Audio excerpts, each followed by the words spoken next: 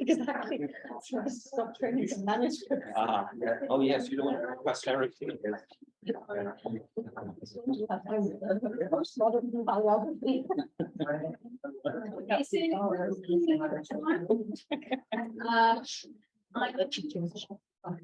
I'm Sandrine Parageau. I'm a professor here at Sorbonne University, and on behalf of the organizing committee, I'd like to welcome you to this second day of our conference on early modern Puritanism after a wonderful first day in Nanterre yesterday.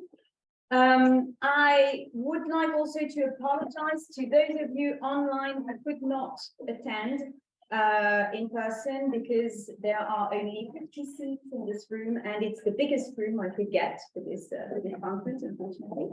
But there's a Zoom meeting, thanks to Anne Page, whom I'd like to thank warmly for that, made it possible. So I also would like to thank all our speakers today, and in particular, Aude MÉZERAC-ZANETTI and Claire GHEERAERT-GRAFFEUILLE, who kindly accepted to organize this first panel roundtable on historiographies of Puritanism. Et une petite annonce pour les personnes dans la salle. Quelqu'un a oublié cet ouvrage de Vernon et Vidal-Naquet hier à Nanterre. Est-ce que ça appartient à quelqu'un qui serait là aujourd'hui? Personne, c'est dommage. Merci. Enjoy.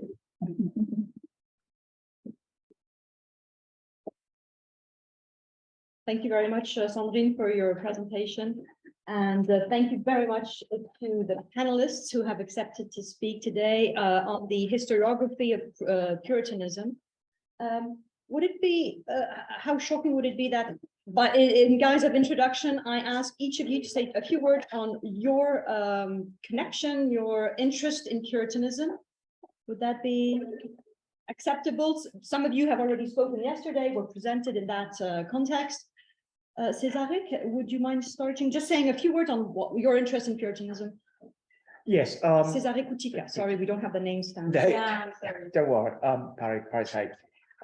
Yes, thank you for giving me this opportunity. Well, my interest in Puritanism, I suppose, is the interest of the people I studied, and they are in that book we've been going around, and people who normally detested Puritans. So I learn an awful lot about how awful and bad Puritans were, according to some of the people who depicted them as one of the worst things that you could be in early modern England, i.e. a Democrats, even if this is, well, we'll talk about this, might be a fanciful accusation, but that's the way in which they were seen. So my interest is in characterizations of Puritanism, but also my interest is in what Puritans actually said about, for instance, government, about the role of women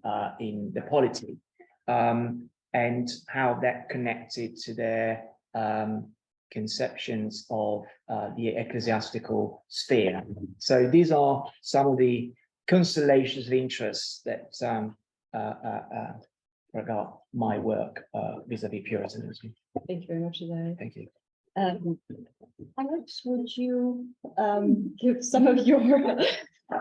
So I am a historian of the long Reformation in England, stretching from the 16th to even the early 18th century. And within that, I have long had an interest in different manifestations of what we might call Puritanism, beginning with the fascination and preoccupation that Puritans had with divine intervention and providence of God, and then at other aspects of Puritan activity, including iconoclasm and image breaking, which was very central to their identity, the fear of idolatry and the need to remove these idols in the landscape, in churches, in the home as well.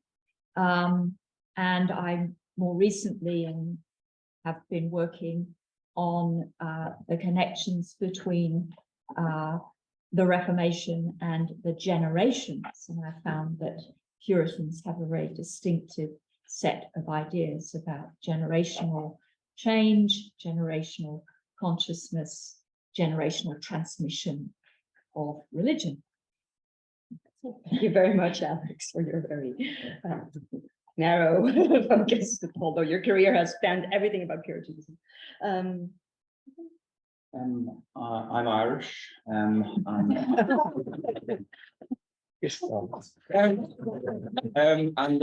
I work on religious hatred, and there is, alas, a connection between those two. So what I work on is Catholicism and Protestantism, and of course that means, because I'm interested in the extremes, I'm drawn to the extremes of Catholicism and Protestantism in Ireland. You asked what my connection to Puritanism is. I'm brought up in the Church of Ireland, which is, if you like, a very Puritan church. It's churches with bare walls. They managed for 100 years from 1870 to ban the presence of the cross in the church, because that reminded them of the awful Catholic crucifix. So I've always been interested in exploring the roots, if you like, of Puritanism, of evangelicalism in the 20th century back to Puritanism. And that brings you into the historiography. You find that Puritanism has been reinvented and rediscovered and redefined by every generation successive. Thank you very much. Okay, so I'm Adam Morton. I'm also a historian of the long Reformation in England, into the early 18th century. My interest in Puritanism specifically really comes from studying anti-popery, which I would see as a defining ideology of the early modern period, maybe even into the 19th century. It's not exclusive to Puritans; it's common to all stripes of Protestants in the period. But it's undoubtedly the case that Puritanism, broadly defined, takes up above its weight numerically in terms of number of publications and interventions that we might term anti-popish. I think, secondly, my interest in anti-popery is attached to an interest in the history of religious toleration. You can't really understand toleration in this period without understanding intolerance, which is the norm. So making the case for toleration is to fight. It's essentially to swim upstream. So you need to understand that the compulsion to uniformity and Puritan arguments against that, in order to understand how religious toleration emerges. Thank you very much, Adam. So maybe by way of introduction, I'll say a few words on what appears to me as to me as a non-specialist of Puritanism at all. The most interesting aspect of it is, I think, or in terms of its historiography, is its distinctiveness. So I think that perhaps before Patrick Collinson started his immense career working on Puritanism, identifying a Puritan was not particularly problematic. And a matter easily solved, I would say, by applying the trusted method of a US Supreme Court justice. I know it when I see it. Patrick Collinson moved the conversation by rejecting the idea that Puritanism was an essence of any kind. He also, instead of looking at Puritanism, he identified a Puritan movement, and maybe that's something that some of you would like to expand on. And he understood Puritanism as a tendency, an impulse, largely contained within the Protestant mainstream, maybe not necessarily within the Church of England, although partly, but within Protestant mainstream, English Protestantism. So his two first books really set out the case for this.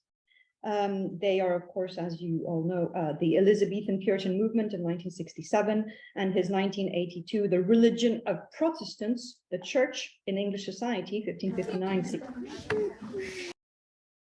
which, as the title indicates, that there's not the word Puritanism is absent from the title, but the Puritanism is, of course, one of the main objects of his study. So after his work, there's a real shift in the way Puritans were seen, no longer seen as a grave threat to the Church of England. They were defined as the beating heart of Protestantism itself. By virtue of being zealous, the hotter sort of Protestant were the true Protestants of England. So in a way, Puritanism was somewhat dissolved in English Protestantism. And the characteristic distinctiveness of Puritans was less apparent. Another consequence of his work is that he saw that the effect of Puritanism was very marked on English society, if not on the English church, liturgy, and polity. So he makes a distinction perhaps between the influence of Puritanism on English society, whereas the focus has previously been on the failure of Puritanism to change the Church of England. So the Puritan spectrum was now conceived very broadly, and Puritanism stopped where separatism began in this Collinson framework.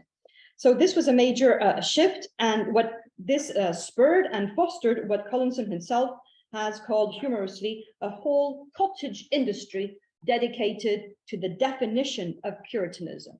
He wrote in 1987, and he was noticing something that was happening, but I think it was also almost a prophecy. Starting from this, I think our roundtable will look at different aspects of this distinctiveness or lack thereof. So we'll start by looking at in which ways religious ideas of Puritans were distinct from perhaps other English Protestants, other Protestant traditions on the continent. We'll look in the first section at these aspects, how Puritanism was related to other religious communities, and perhaps more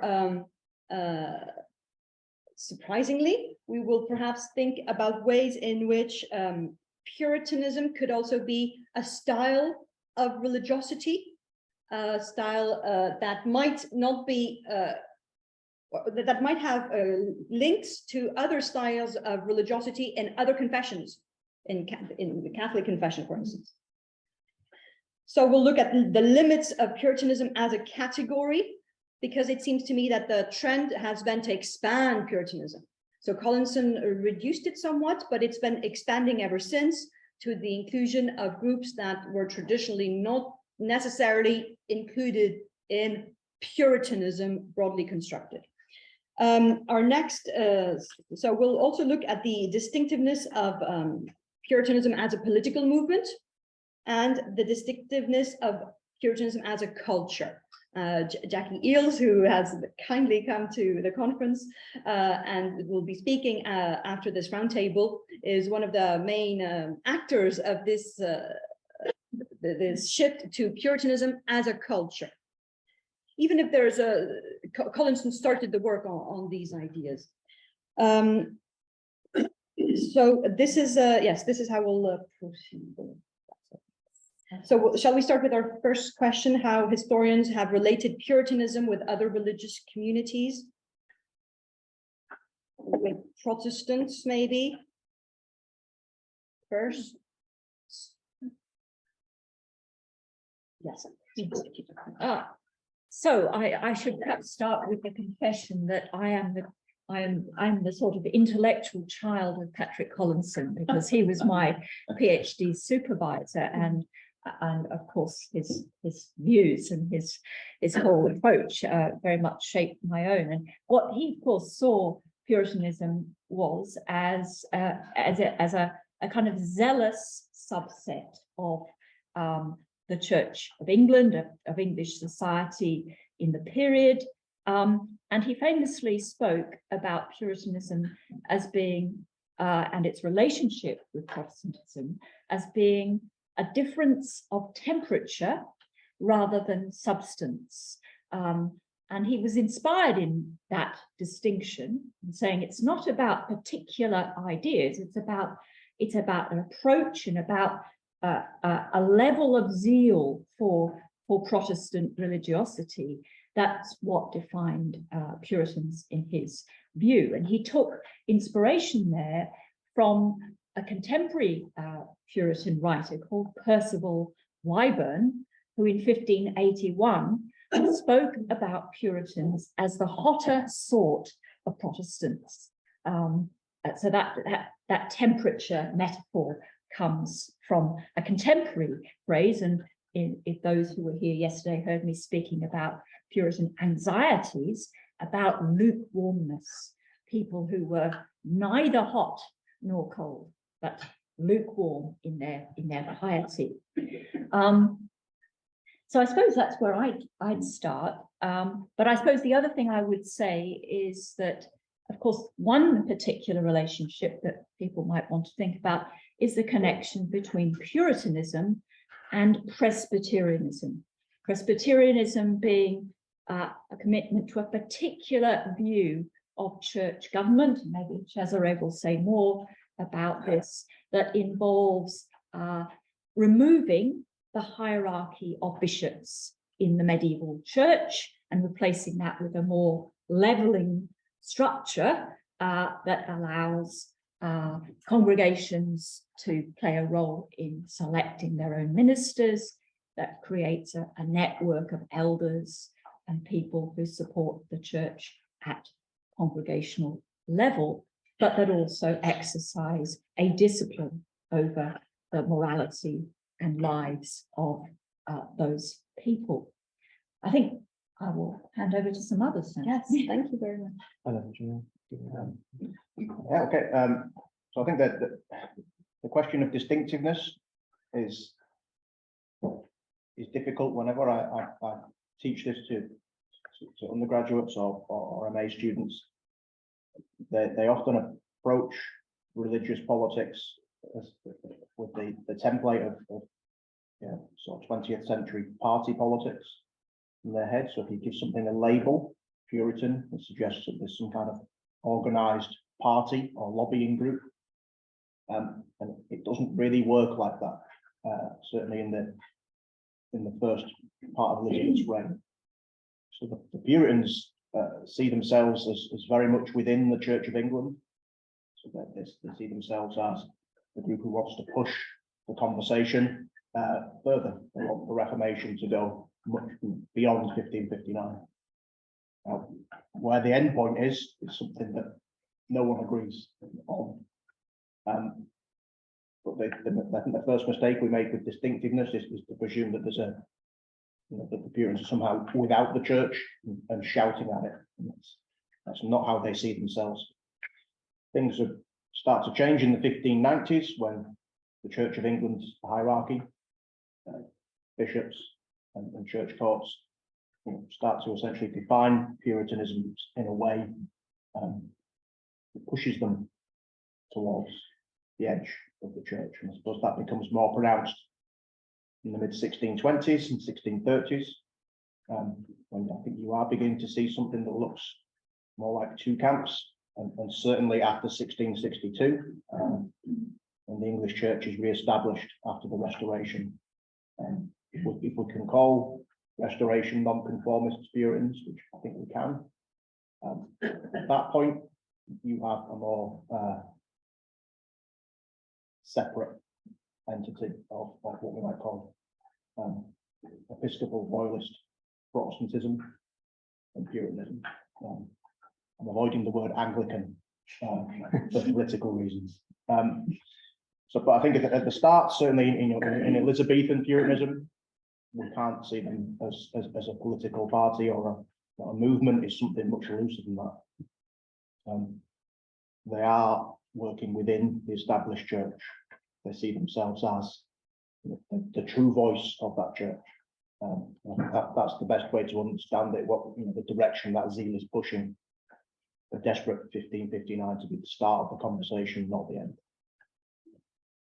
Thank you, Adam. And to Alan, taking up Alex's point, I mean, we wasted, or historians wasted, an awful lot of time in the 20th century trying to define who a Puritan was. And Pat Colson's great liberating idea was that it was a matter of temperature, a matter of feeling. It wasn't something precise that you could label. And then that's part of what I think Adam was saying in terms of party politics.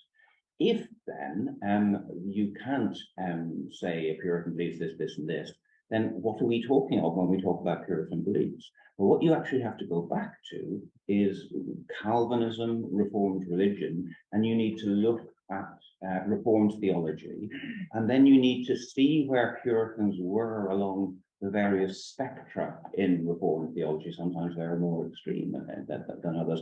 But the key thing to remember is that Reformed theology was until the 1620s and 30s shared by most other clergymen in the Church of England. They weren't different to the clergymen in the Church of England on theology.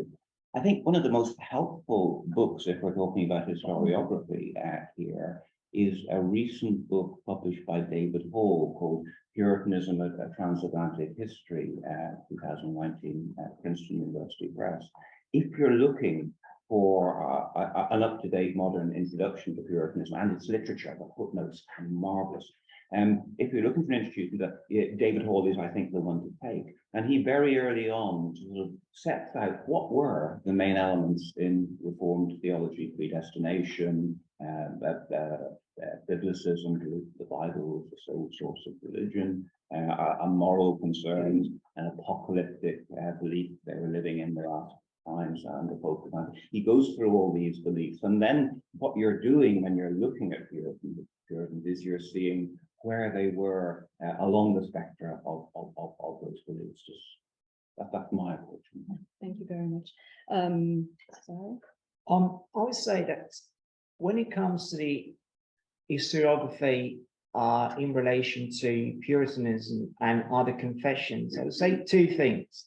The first one is that as far as the discipline I'm most familiar with, which is the history of political ideas, historians have focused often, and rightly so, on the perhaps odd link between odd, in the sense that it might be paradoxical, link and analogies between Puritans and Jesuits, especially when it comes to the theory of resistance.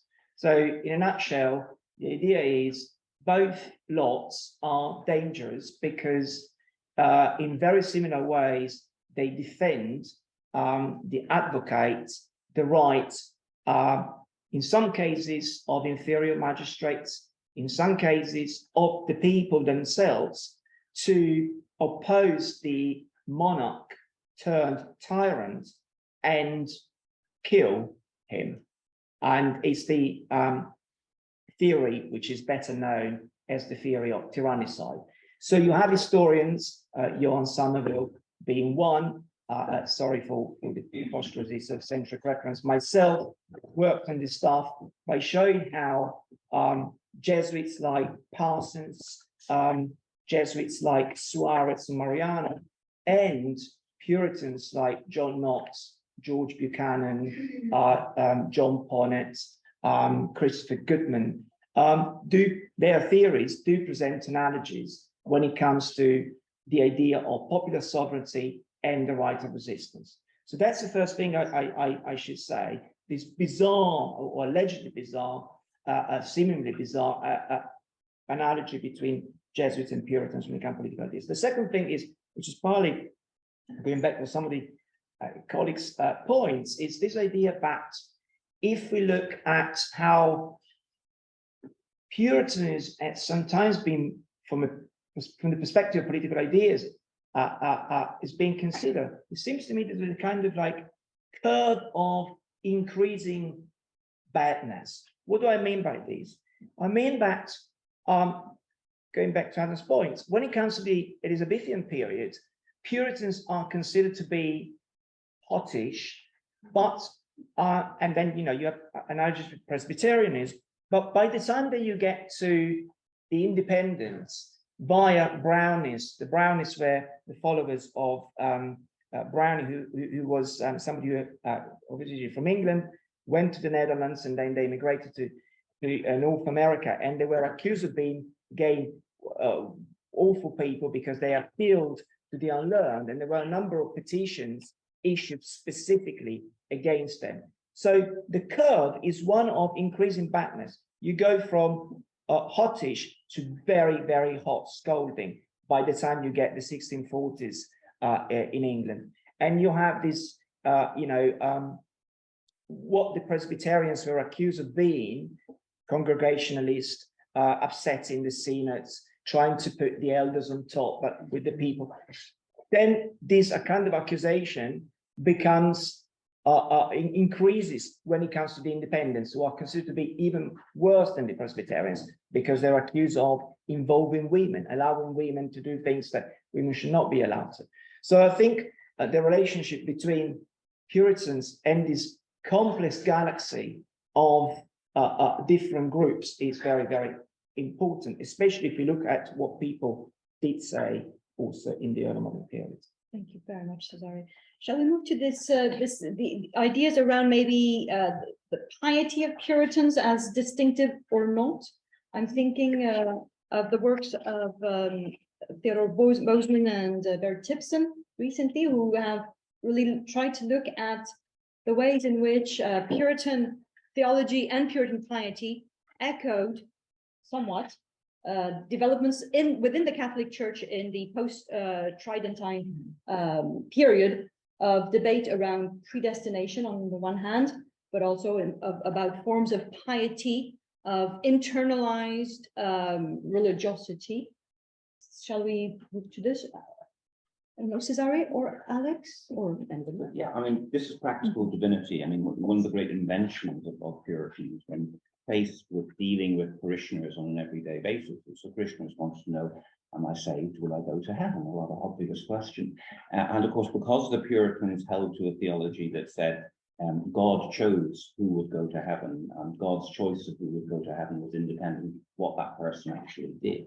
That created what was a theoretical tension for Puritan clergy. They answered this with this thing called practical divinity, which is that you could examine your life and you could see the signs that God had chosen you, and that was altogether wonderful and altogether awful, because there was the wonderful sense, the joy of being kissed by Christ, as they said, the joy that Christ had chosen you, and you were one of the elect, and then you were going to heaven.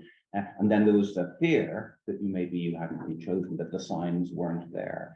And the Puritans spent an awful lot of ink and intellectual effort and practical energy in trying to deal with this on an everyday basis in their parishes.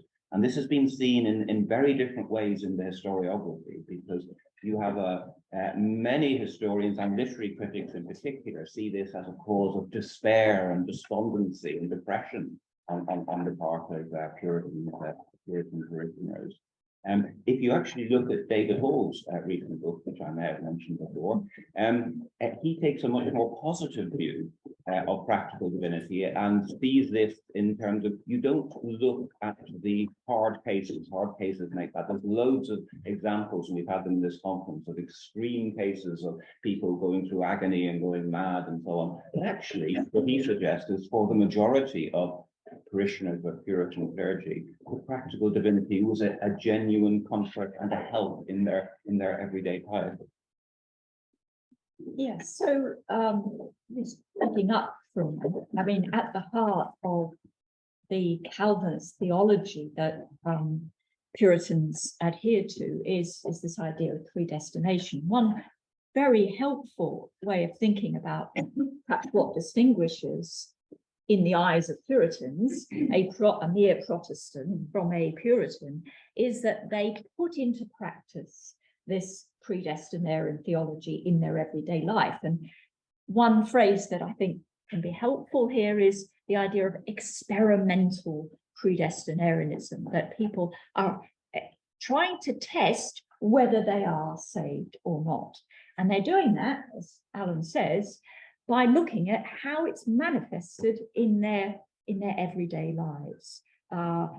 They're desperately searching for signs that they might be one of that tiny minority who are going to be saved.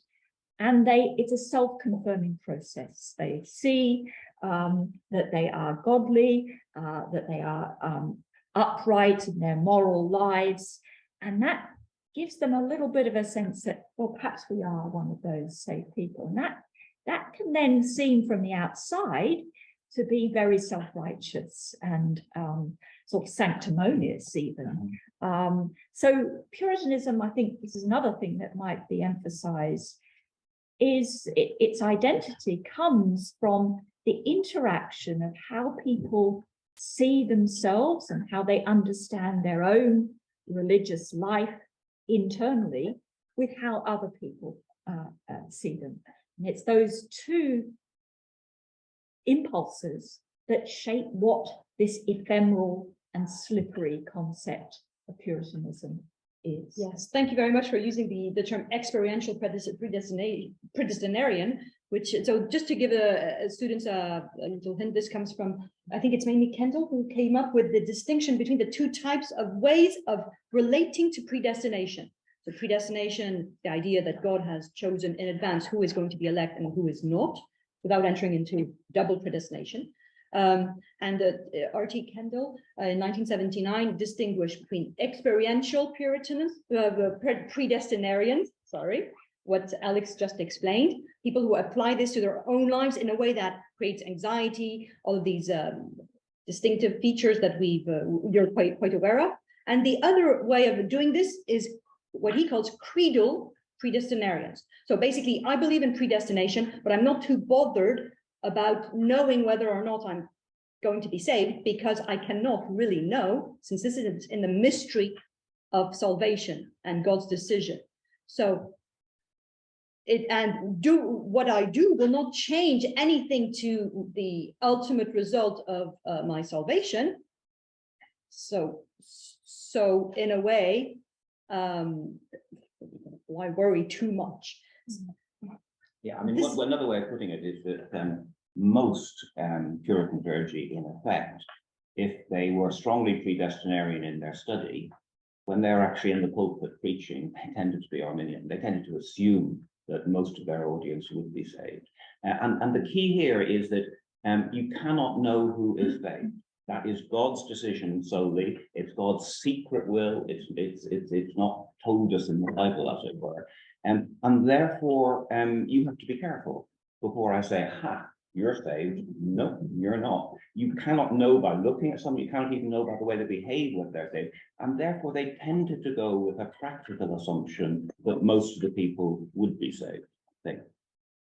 I mean, people in their own lives hoped and believed, they wanted to think that they were one of that time, a tiny minority, even though they knew that the statistics were against it. But everyone wants to be. Statistics is not an early modern course. Yeah. So I think, Puritanism is this caught between this uneasy idea of, we know that only a tiny number of people are saved, but we want to believe that we might be among them. And that's both sort of forbidding and sort of perhaps a bit alienating, but it's also very empowering to think that you are one of this tiny spiritual elite, one of the saints. That was the term they used to describe themselves. So they know they can't know, but they want to know at the same time. Thank you very much. But that also leads to the other problem, which is if you look during the 17th century in England, particularly in America, people reacting against this sense of despair and so on went in the other direction towards antinomianism, and this is the idea that it's a much easier for you as a person to obey the law and to be saved. And this was a kind of almost like a product of the Puritan movement, or like a wing of the Puritan movement. And there's a very good book here by David Como called Blown by the Spirit, which deals with this kind of offshoot, if you like, of the Puritan movement. Sorry, I interrupted. No, that's fine. It's moving on to Adam now, and then. So I think there's of course, to understand that we have to be, sympathetic, but at the same time, the more time you spend reading works of practical divinity, well, I speak for myself, you sort of think, well, if eternal life meant spending it with these people, maybe it'd be better if the whole thing is, an abstraction. So the thing about, Puritan piety is that it's all encompassing. So these people are Puritans, but they're also neighbours. They also have employment, and they must have, it's trying to imagine what place piety has in their life, and the cost that must have, the strains that must have put on other aspects of life. So again, we come back to theologically, at least until the 1620s, that they're on the same page with other types of Protestantism. The difference is that they're putting in a lot more effort, to the regular gym goers in the 16th century. So their understanding of soteriology is that justification is followed by sanctification.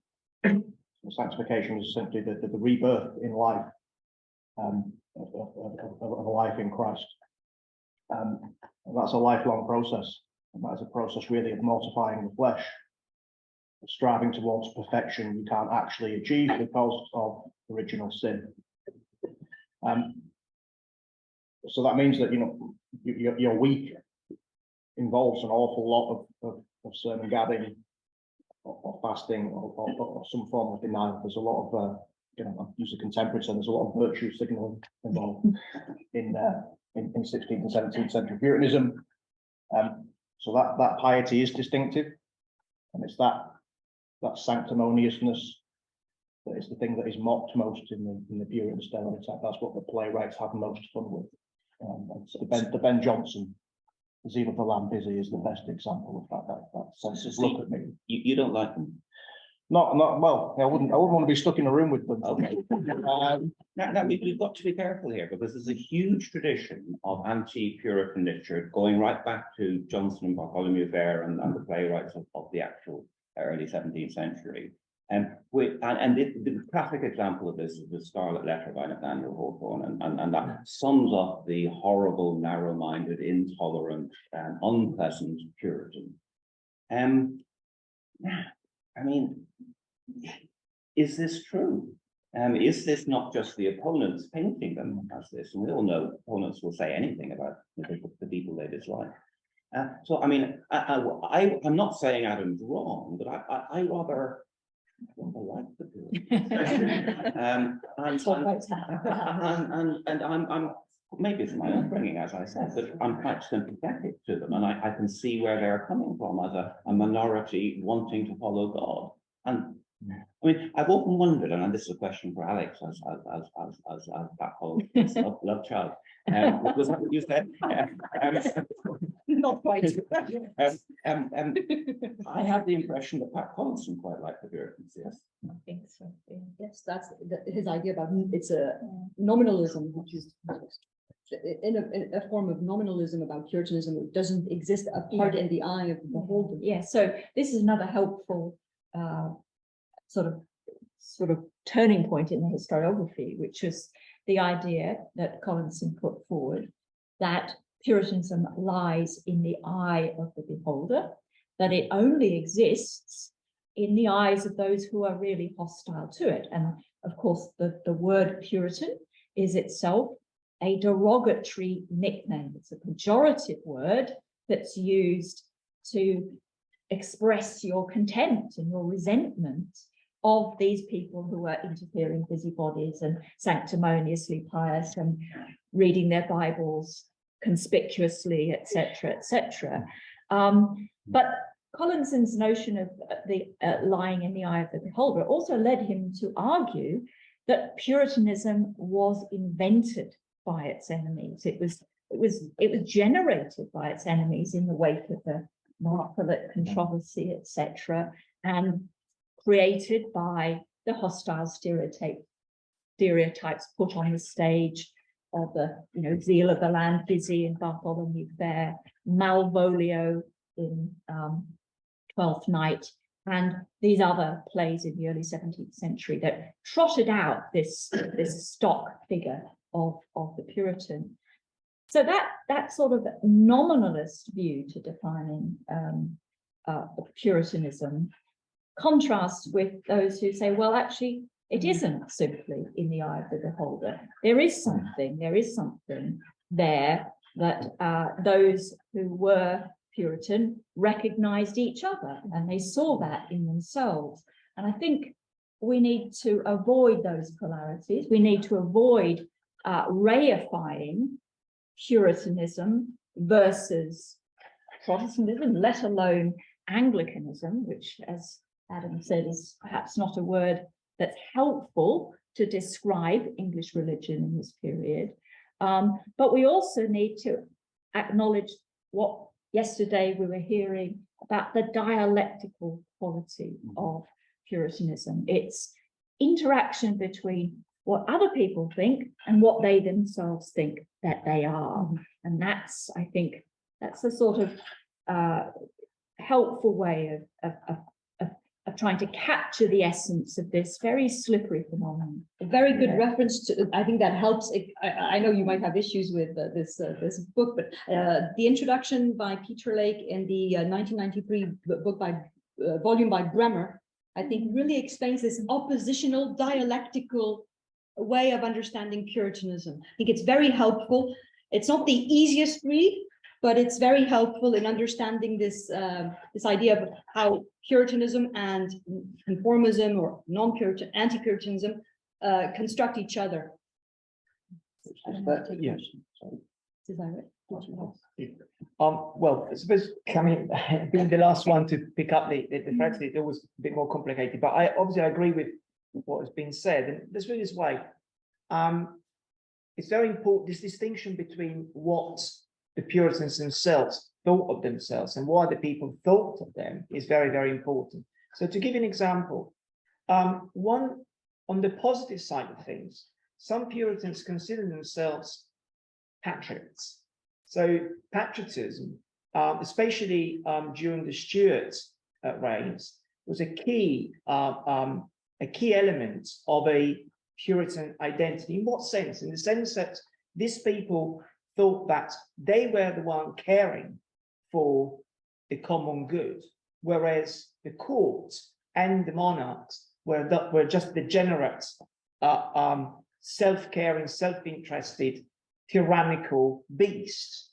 And obviously, then the Puritans themselves launched on a series of searing, scathing accusations of being towards the monarchs, towards the courts, of being semi-popery or popish elements. So this game of self-definition and in opposition to another is present also within the Puritans. The element of patriotism is very important. Going back to Collinson, we can also think whether we can link some of these attitudes on the part of the Puritans with the idea of civic humanism, i.e., the ideas or the ideals developing Quattrocento Italy, whereby in order to be a good citizen, you have to be virtuous, educated, and committed to the public good. But the other thing is, now, if we can all agree that in Peter Lake's word, Puritanism is the religion of the world, you have a counter argument to that. Yes, the religion of the world means that these people are prattling around. These people are doing what the Athenians did, i.e., they talk too much. So it's words, it's cascade of words, and words means rhetoric, and rhetoric is dangerous, especially because rhetoric enables, empowers people who should not be allowed into the arena of what counts, i.e., politics. And words, Puritan style, means noise, to the extent that the accusations laid at the Puritan is they were bloody noisy. So if you live next to them, you would be bothered because they were making noise. And that is associated with the idea of cacophony, of also degeneration of language. So Puritans praise themselves on being people of the world, but the accusation is they're not that cultivating and smart. They are writing with their fists, is one of the accusations made of them. And that is connected with the idea that democratic popular regimes, which the Puritans are accused of wanting to set up, are regimes where words not truth, dominate. Second thing, if we can always accept that there is this idea of the priesthood of all believers, inevitably we have to think about how the priesthood of all believers in the historiography has been interpreted. And it seems to me that especially when it comes to American historians, especially in the post-Second World War period, there is this teleological tendency to look at the Puritan idea of the priesthood of believers as the first step towards American democracy. I mean, I'm being a bit simplistic here, but you know, it's Friday morning anyway. So that is another thing. Now, another example, Alex mentioned zeal. Excellent. Yes, I recognize you as a Puritan because you are as zealous as me. But the accusation is turned by saying you're actually a hypocrite because you're using religion as a red herring, as a cover-up to try to pursue an agenda which is political. In other terms, you want people to elect, to have an active role in the congregation, because ultimately what you really want is to give people, including women, worst, the right to vote, the extension of the franchise. So I think we have to consider this, and again, David Cohn has been mentioned. So it's all good about being godly, but for some people being too godly is not just being sanctimonious, and I agree with Alex, it's also being bloody dangerous, because it means that you are trying to set up the awful democratic polity. No, shut up here, otherwise I might become too Puritan here. So we must move on a little bit. We spend a lot of time on this. Good transition. Yes. To the politics. Yes. Yeah. Let's switch seats. Yeah. You sure? I'm very, yeah, I think perfect here. Thank you. So I think what Cesare, it's a good transition to the second part of our discussion about Puritanism as a political movement, which is an other issue, the connection with history and politics. We already said a few things about it. And maybe, well, you more or less answered the first question about, well, there are continuities within Puritanism, piety, the culture of Puritanism, and also this was suggested, I think, by Cesare at the beginning of the conversation. And there is a change at the beginning of the period we're studying. They are within the church, and they're not, well, there is an oppositional movement under Elizabeth, of course, but then in the 1630s, it grows into a civil war. So this connection with the civil war is important for historiography, because very often Puritanism has been studied in relation, well, with the civil war. So the first issue perhaps we could discuss is the chronology of Puritanism, and the other question I think is maybe around the notion of a Puritan revolution, well, Puritan revolution and the Civil War being the last European, well, the last European war of religion. Which was actually put forward by John Morley. And so how does this impact our understanding of Puritanism before? So, well, it's a bit messy, but hope you see what I mean. Thank you. So the danger, well, there is a danger here in the sense that, so if Puritans were combative, that the historiography on the English Civil War is far more so. So almost, you know, I feel like I'm about to tap dance into a landmine. So I suppose the way the historiography has gone of the Civil War is to downgrade the role of ideology. So to see this as something that's caused by much more short-term factors, rather than long-standing clashes of worldviews. I think that, you know, that tended to be phrased between the camps of the historiography of the camps between parliamentarians and royalists. That being said, when you look at the ruptures in Protestantism in the Church of England from about 1625 to about 1640, it's clear that by that point there are pronounced theological and by extension ideological differences between Calvinists or anti-Calvinists, for want of a better term. I don't know how far that maps onto Puritans and bishops. There is a rupture. And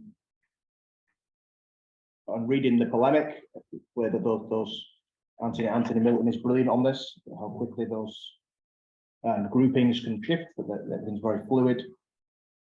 But at the same time, it's clear that there's an argument going on there. It's clear that everybody is aware something has changed in the 1630s.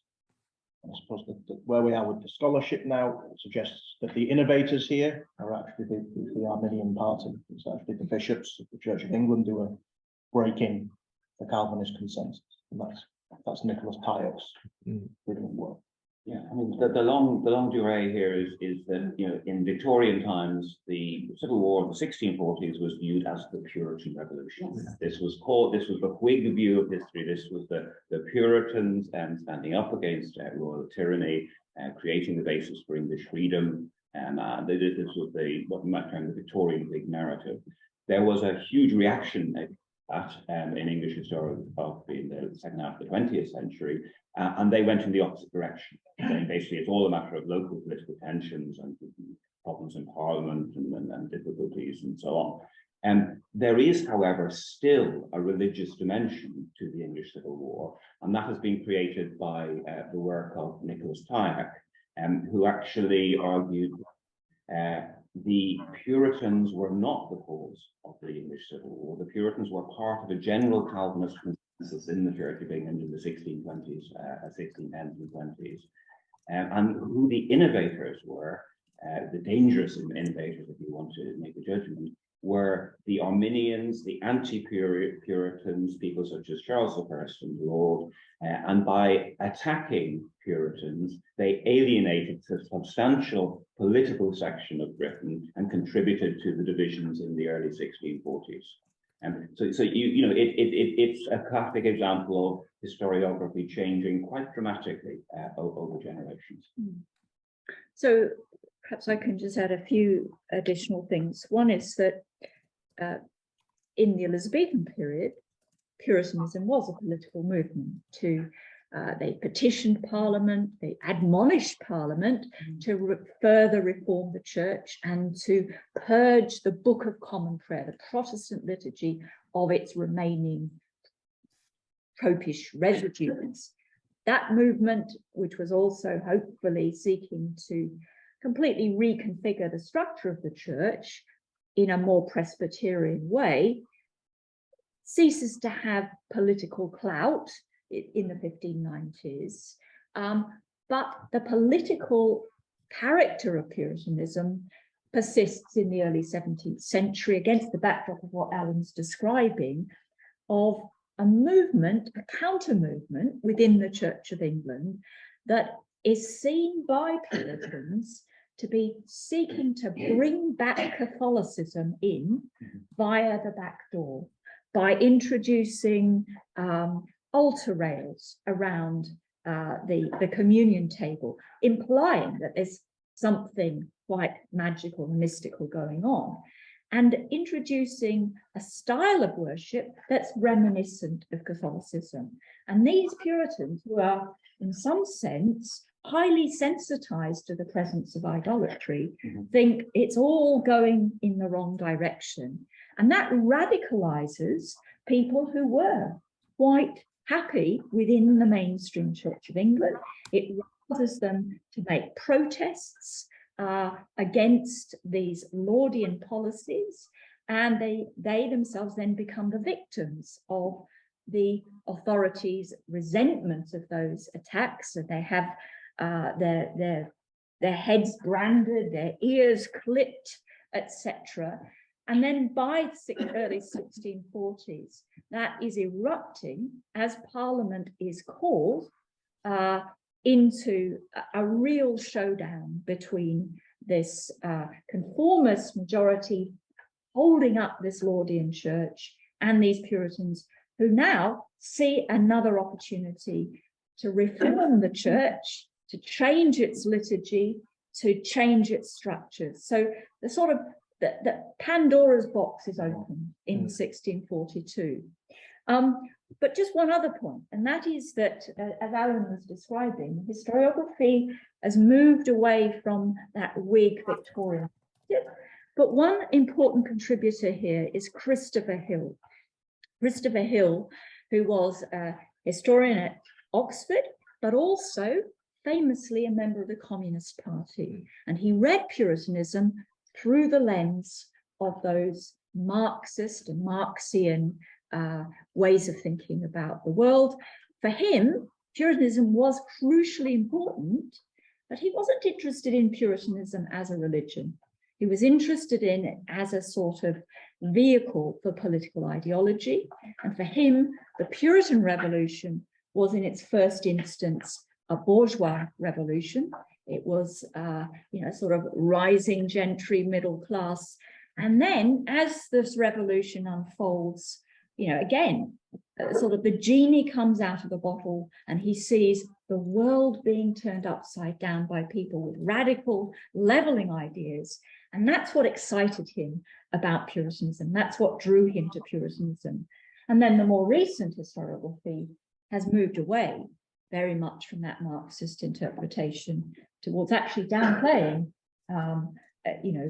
the importance even of the civil wars before John Morrill and others started to say, well, actually this is actually about religion per se. It's not about religion as political ideology. It's about these powerful religious convictions that drive people ultimately kill the king as a man of blood who's responsible for perverting the Protestant religion and the political nation. Well, following up to that, so in other terms, you can see that it was a point that made by Alan.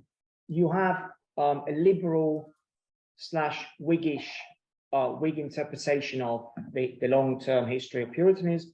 You've got the Christopher Hill, absolutely pivotal figure, the Marxists. But to wrap up, so when it comes to the historiography of Puritanism as a political movement of political ideas, you have somebody writing in the late 30s like A.S.B. Woodhouse, who also writes in the early 50s, somebody who I partly referred to earlier by quoting the concept of the priesthood of all believers. You got somebody like George Mossey, who was at the University of Wisconsin, writing in 1954. You got famous William Haller, writing in the late 50s. You got Edmund Morgan, writing in the mid-60s. These are all people who contributed to the historiography of Puritan ideas. But the other big name that has not been mentioned yet is that of Michael Walzer and his book of 1965, The Revolution of the Saints. Now, and we could also use the other name is David Zarrett, who wrote about the 1640s and how Puritan promoted the expansion of what we would call, in Habermasian terms, the public sphere. So Puritanism contributed to this extension of a dialogic public sphere. And Michael Walzer, going back for a second, I mean, nowadays, obviously, you would read Michael Walzer with huge pinch of salt, but this idea of the revolution of the saints is very important because, again, it goes back to this idea that the Puritans, in a way, started off a process which then led to secularization and kind of like American democracy. Now, nowadays, I would say that somebody who did important work on this stuff is somebody called Jason Malloy, M-A-R-L-O-Y, or Malloy, who has concentrated on Puritanism in the New England colonies mostly, and he underlines how the Puritans in the New England colonies adopted a notion that is key to democracy, even our democracies often forget about it. And that notion is the notion of accountability. The fact that those in power, both during their terms in power and afterwards, ex post facto, they must respond, they must account for their actions. And that, he claims, is something that stems from how things worked in Puritan communities in New England. And the last thing I want to say is that whether we like it or not, when it comes to the 1640s and Puritanism, this is a watershed-like decade.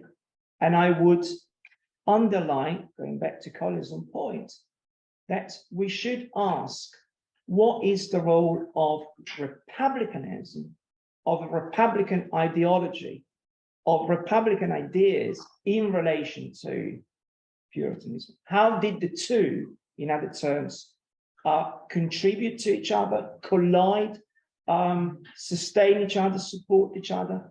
These are inevitable questions. And obviously, the other isms, if you like, that we are not mentioning yet in relation to the things we've been talking about and Puritans is utopianism. The Jerusalem on earth, the idea of the utopian ideas which were attributed and studied as such, Christopher Hill obviously being another name, in relation to Colin Davis, in relation to Puritan ideas. This is what I stop with.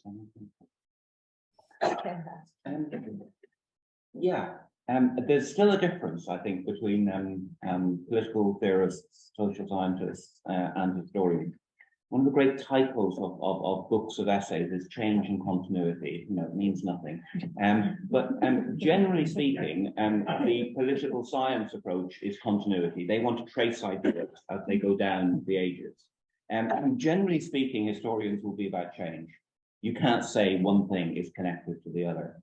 I think in terms of the perspectives, the chronological perspectives you have on Puritanism in terms of its long-term political effects, in England, that's largely cut off by 1660. The Puritan movement ended in 1660 because it disappeared into dissent or into the Church of England. And although dissenters will claim descent from the Puritans, there was a huge modern industry of Puritan publishing by Anglican evangelicals and free churches and so on in America and in England. In fact, they're trying to claim an ancestry that's, you know, partly theirs and partly not. So in England, I'm skeptical about claims for longer term influence. In America, this is, you know, you can claim almost anything of American Puritanism because American political scientists are always looking for the origins of democracy, freedom, liberalism, Jeffersonian, this, that, and the other.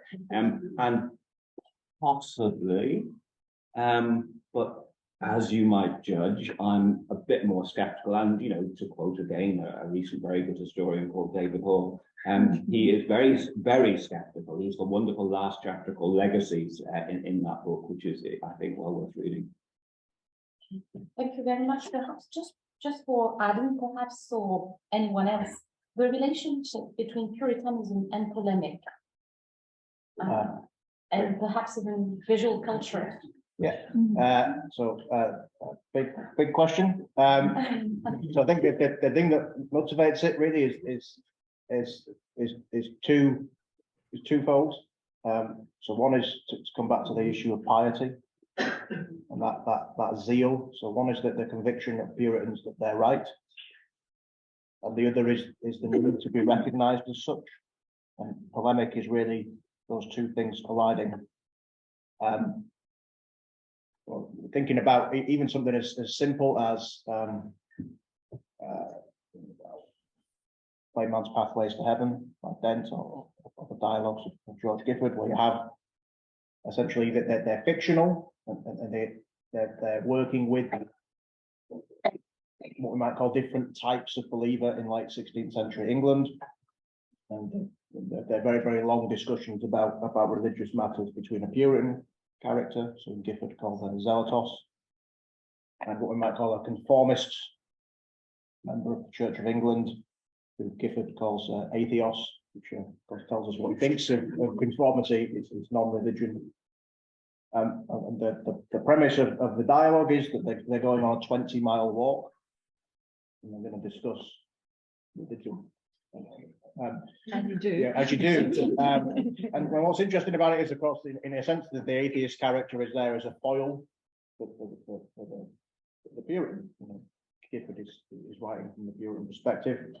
But the atheist character is rounded enough to give you, if you read it against the grain, a sense of what the conformist arguments against Puritanism were. So there's polemic on both sides in the 16th century. Polemic doesn't just mean, angrily conceived arguments. I don't think it's almost a tone of argument to try and move a debate forward. So some of that can be huge theological tones. If a theological work in the 16th and early 17th century is under 400 pages, then really the author was slacking. And some of them can be very, very short, 30-page pamphlets. And they inhabit what we would also call a range of genres. You can have polemical ballads, polemical images. So it's difficult to, I think, put that the label itself is more of a broad church than a type of writing. But what links all those things is that conviction that my point is the right point, and the world needs to change to recognise this. The world bending to that view, and that's the case for both sides of the argument, Puritan and non-Puritan. The problem is that it gives us for historians is that it makes Puritans much more visible in the historical record. So in a sense, it's easy to be fooled by Puritanism because it announces its own importance. Numerically, it makes up a much larger part of the corpus of sources than Puritans themselves in the population. So actually finding your conformist Protestant and their worldview is much harder. Overrepresented. Yeah. In the media. Yeah, in a way that's the thing we constantly have to remind ourselves of. Yeah, thank you Okay. very much. Maybe we could just conclude. I think before perhaps give just a discussion maybe on recent work, and as far as recent work on Puritanism, we've just had David Hall's book, but also maybe books related to the history of emotions and how we can relate Puritanism to the history of emotions, and also lived religion, which is also an important topic. I don't know if any of you wanted to say something. Yes. Yes, so I mean, what we were saying earlier about Puritanism is, in its essence, about people who don't just believe Calvinist theology, but who live that out in their everyday life. So they had a concept, Puritans, of religion needing to be lived in everyday life and through everyday life. And that perspective is very well represented in the work of Alec Ryrie, who will be here shortly, I think, if he isn't already, and particularly in his book, Being Protestant. What did it mean to be a Protestant is what he's seeking to explore in that book. And one part of that is about what people did in their daily spiritual lives, their prayer, their godly reading, the graces they said before their meals, but also the idea that Puritanism is a religion of emotion and emotional experiences of joy, of zeal, of despair, of these contradictory emotions. And that book does evoke that very well. And that sort of goes against part of the stereotype of Puritanism, that Puritanism is austere, sober, it's unemotional, it's a kind of, you know, it represses emotions. And in fact, what we find through many sources is just how emotional Puritans were, how much feeling was involved. And one of my favorite examples is of the congregation that goes to hear John Dodd preaching. And he's preaching on the subject, a sort of rather sort of hellfire and brimstone sermon, and he's threatening them. He's saying, if you don't repent and start being more godly, then God will take the Bible away from England. He will remove the Bible. He will remove the candlestick of the gospel, and you know, you'll be doomed, really. And people left this sermon. They went away on their horses, and they were so overcome that they were crying. They did not have the power to mount their horses, apparently, because they were weeping so much by this. And so Puritanism is a religion of weeping and of these emotional experiences of rebirth. Many Puritans write in their diaries about this experience of having suddenly come to this awakening of you know, knowledge that they are one of God's children. And that's a highly internal and emotional experience. So I think we need to sort of capture that sense that Puritanism from the inside is a religion which is experienced actively by people within. Thank you very much. The effect of preaching, there's a very good book, The Art of Hearing by Hunt, which gives lots of examples of the style of preaching and how emotional preachers might be. Can I just add in that? Because this idea, actually, what Alex mentioned is a good example of how sometimes well, we historians get it wrong, in the sense that Alex said that often historians have depicted Puritans as boringly unemotional, and she's actually right, because many early modern people who hated Puritans and attacked them actually identified them with people who were uber emotional, and the word used was frenzy. They were, you know, clearly this is an example of frenzy in the sense that they were not in control of their emotion. It's a word that then we in the 18th century would turn into enthusiasm, and hence that reason they were dangerous.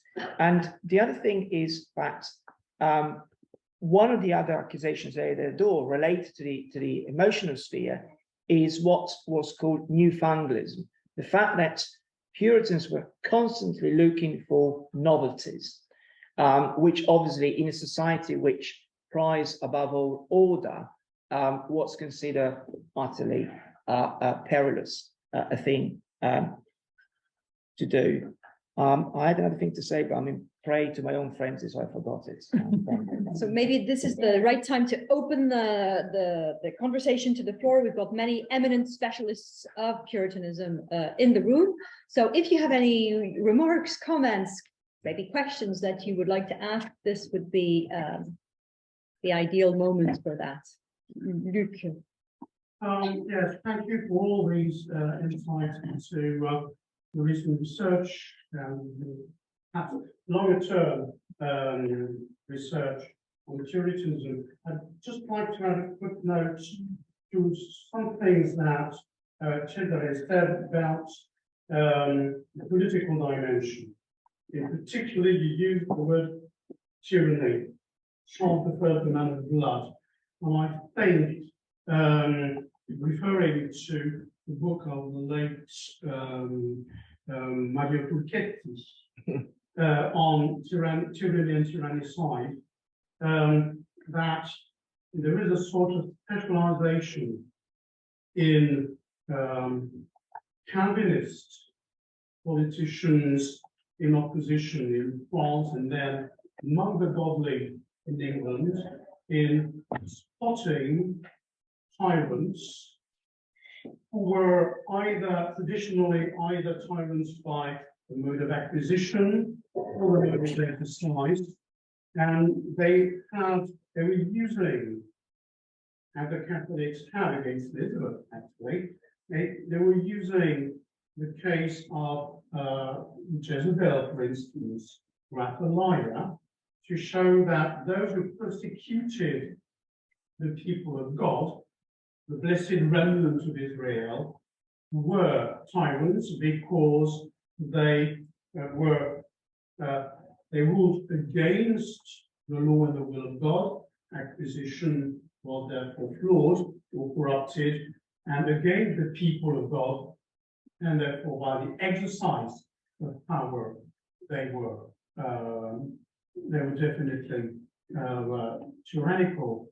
And this notion of tyranny remains even after the execution of the king and resurfaces against Cromwell. Quite obviously, he is again, by the mode of exercise and the mode of acquisition of power, less to a royalist, an Anglican, an enemy of the people of God, but still in all, tyranny is one of the linchpins in the political attitudes, not only of Puritans in England, but also in Europe, of Calvinists. Thank you very much, Luc. Miriam, is that it? Would you raise your hand? Frédéric. You sure? Yeah. Thank you very much for the nuggets of knowledge. Very insightful. I think it will help students a lot, actually. Following up from the same remarkable question just now, I was wondering whether the Puritans think that the Puritans that ended up killing the king in 1649 were of the same kind of those Puritans trying to work from within the church and building it up from inwards. Or are we in a different paradigm? And if we are in a different paradigm, therefore, can we enlarge and broaden the definition of Puritanism in the sense that, I mean, obviously it's a different, things change, things evolve, we're moving into a different period. But if indeed there are different in their aspirations, perhaps, or in their understandings of how the individual works within the church and all this, can we indeed therefore enlarge and broaden the definition of Puritanism? Is this something that would be allowed? I know that we're beyond the 1642 boundary of the agrégation, but I think it's interesting to take that into account. I think to understand it as a broader movement. Well, I think what I would say is that I think it's really important to understand that Puritans understand their actions, their political actions, as being driven by providential, they are the instruments of God and of providence. They're waiting for guidance for God, and the tumultuous events of the 1640s. I mean, in the early 1640s, their aspirations are comparatively conservative. They want reform of the church and all of that. But events take over, and the king refuses to sort of cooperate in these activities, and he also is proved to be untrustworthy rather. And so they begin to feel that they can no longer work as they had done with monarchy as an aid to reform. That monarchy is actually now set itself against reformation, and that then takes them into something that had already been present in Puritanism from the beginning, which is, when monarchy sets itself up against divine will, then you have to put divine will first. Yeah. And I think that's how they can be led to this idea that actually the only way forward out of what's really become a bit of a stalemate is to remove the source of opposition to the building of this new Jerusalem that they want. Yeah, and I think I just would like just to also providence and perhaps conscience. I think it's something that Puritans from the beginning of our period and the very end of our period that they share and may also account for their role in the 1640s. Sorry, I hope not to be pedantic, but just one quick thing. 1638, you got St. Giles, Edinburgh. That is a key date. Now, if you ask me, especially with a gun to my head, are the people who smash things outside the cathedral in Edinburgh in 1638 the same people who killed the king? I would say no. And we should not forget that the people who put on trial Charles were a minority. Lots of people were scared to do that, to make that step. And yeah, absolutely. So we should not forget. Also, the other thing is because the people who kill kings practically are Jesuits. 1589, Henri III, 1610, Henri IV, fanatic, Ravaillac, and so we should not forget that, I would say. But then again, you know, I guess what I'm saying though is it's not something that it comes from outside Puritanism. It's something those ideas are already in there. Yeah. It's also about anti-popery in a way. I mean, two of the things that define anti-popery is this conviction of Protestantism being against tyranny and against idolatry. Generally speaking, anti-popery, the emphasis of any intervention falls into one of those categories. With the Stuart monarchy, you have both. The image of the king. Right?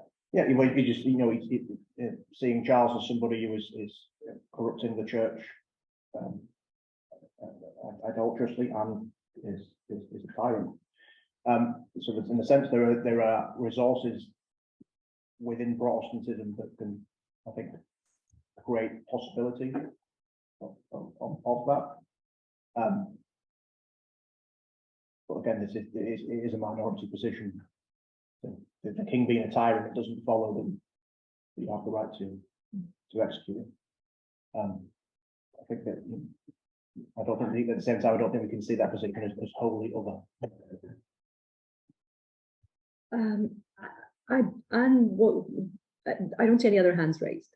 I was going to say, nobody else wanted to speak right now. Well, thank you so much to all of you.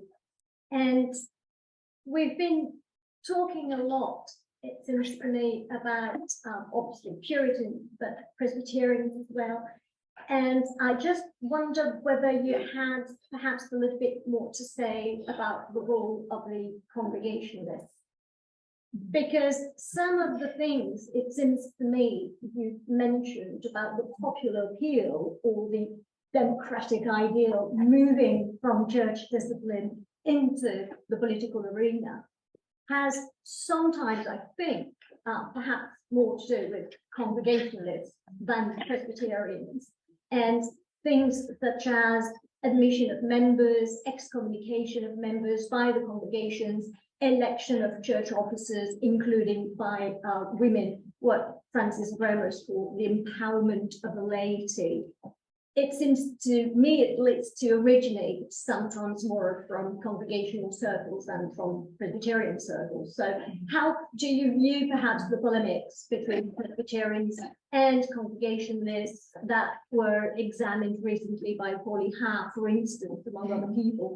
And perhaps the danger that represented some people like Henry Jacob, for instance, in the 1610s, 1620s. And for these people were lumped together with separatists, although I think there were definitely not. So I just wondered whether you have a little bit more to say about that. Thank you. All right, well, very briefly, I think I talked too much. Absolutely, you're absolutely right.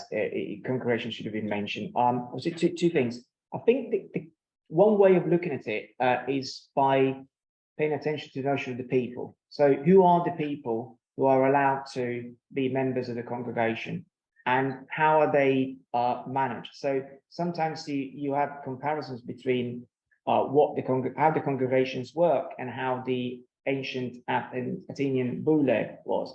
And ostracism is one of the things that's brought up. You talked about excommunication. Excommunication within congregations is compared to the practice of ostracism in ancient Greece. And the other thing you mentioned, Jacob, you can also think about John Smith, John Robinson. And these were people who, when they were accused of being democratic via their use of the congregation, they said, no, hang on a minute. We're only going to give a passive role to the people. And one of the distinctions, key distinctions in relation to congregations and the people is where the power resides and who uses it. So there is a distinction between where the power resides and who uses it. And I think that testifies to the fact that we have to be very cautious when we make these big leaps by identifying congregations with a proto-democratic setting. So this is what I would say off the top of my head. I would just perhaps think about the fact that what characterizes congregationalism is the idea that the church consists of the visible godly, so that what earlier Puritans had, worked from the basis of is that you couldn't know who was the truly elect. And that meant you had to sit in the Church of England and work within it towards reform. But Congregationalists moved towards the position of, well, actually, we can identify who these people are, roughly, as it were, and that those people who are part of these congregations are people who have, as it were, demonstrated their, that they have been awoken to the grace of God in their lives. So it's a very different ecclesiology to the one that dominates earlier Puritanism. But I think, as I said yesterday, that we need to see that not as distinct, but as part of a spectrum, as a continuum. And Congregationalism grows out of the sort of lived experience of being a Puritan in the course of this period. And, many of the sectarian movements of the mid-17th century, are these gathered churches of those who identify themselves and each other as the godly. Thank you so much. Yeah, it's an interesting historiographical question, which is where do you draw the line in terms of the history of Puritanism? And some historians will include secularism in their history of Puritanism, it's a spectrum. Some will say, no, ecclesiology fundamentally different, the whole concept of the church different, therefore they have a cutoff point. And it's actually an interesting historiographical point, which I don't know what you and Sandrine have decided. Are the you have to make this decision. Yeah. If I can talk about something, I think we decided that they should be in rather than out. Okay, interesting. But discuss. Yeah. So basically, you want to make it even more difficult.